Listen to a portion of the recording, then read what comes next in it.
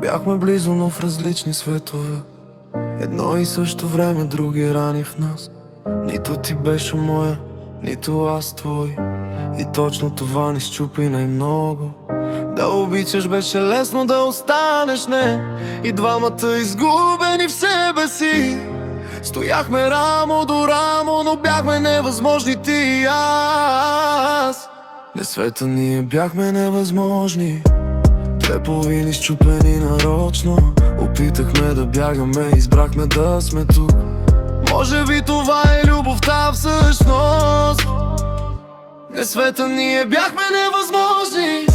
Единствено на различни езици. Счупихме се, променихме се, пораснахме и направихме невъзможното възможно. Аз се научих да мълча до теб, ти се научи да оставаш с мен. Грешно време, истински чувства. Живота ни тества, но не ни пречупи. Не беше лесно да обикнем себе си, да пораснем, докато се носим. Минахме по най-трудния път и накрая останахме ние. Не светът ние бяхме невъзможни.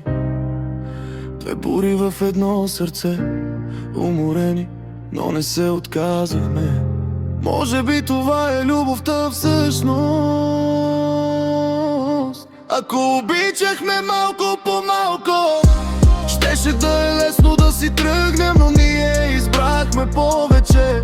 И това ни направи такива каквито сме. Не света ние бяхме невъзможни, но невъзможното ни отива най-много.